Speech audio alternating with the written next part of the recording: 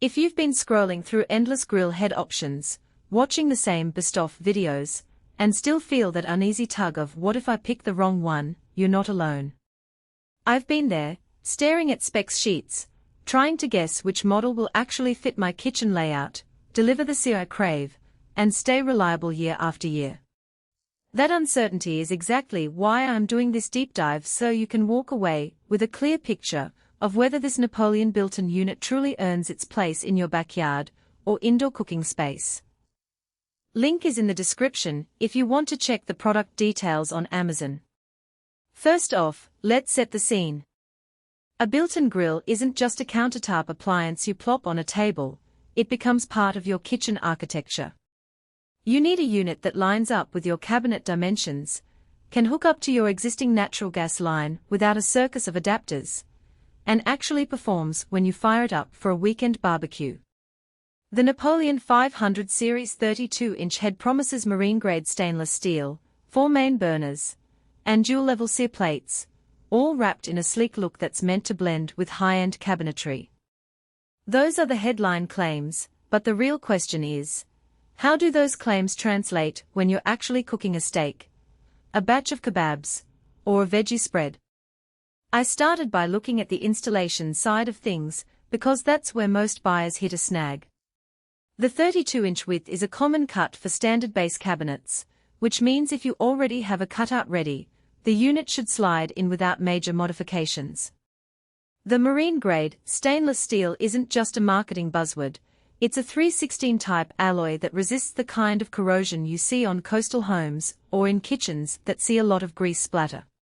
In practice, that means the grill body stays looking polished after a season of heavy use, and you won't be fighting rust in the corners when you do a deep clean. The downside? That same corrosion resistance adds a few pounds to the unit, so the mounting brackets need to be sturdy, and you'll want to make sure your countertop supports the weight. Now, let's talk burners.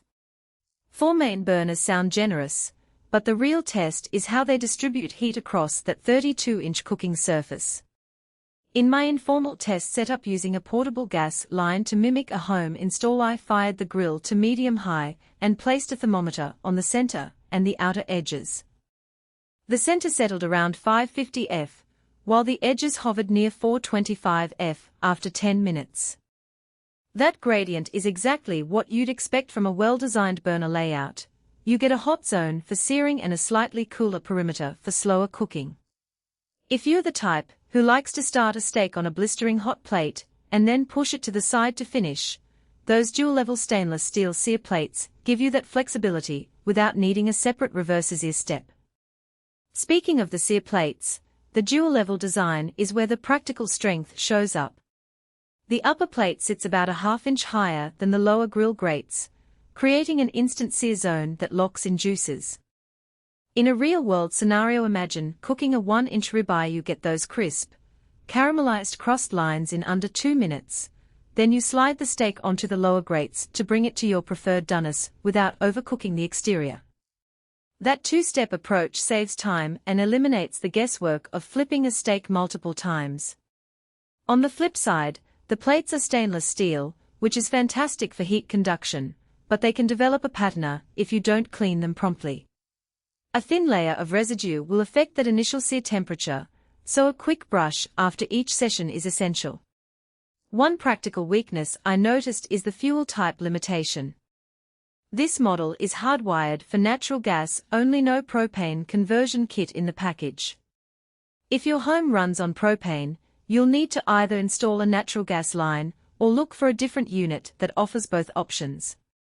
That's a hidden trade-off that can add a few $100s in conversion costs, and it's something that's not always spelled out in the quick look specs. For households already equipped with natural gas, though, you're looking at lower operating costs per hour compared to propane, which translates into real savings over a busy grilling season. Who should actually buy this? If you're a serious home chef who already has a built-in kitchen layout, prefers natural gas for its consistent pressure, and wants a grill that can handle both high-heat searing and lower-temperature roasting without juggling multiple accessories, this Napoleon head fits like a glove. The high rating 4.8 out of 5 from 6 verified purchasers suggests that the few owners who have taken the plunge are broadly satisfied, especially praising the heat distribution and the durability of the stainless exterior. It's also a solid match for outdoor kitchen enthusiasts who want a permanent fixture that won't fade under the sun or salty sea breezes. Conversely, if you're a renter, or you're still debating whether a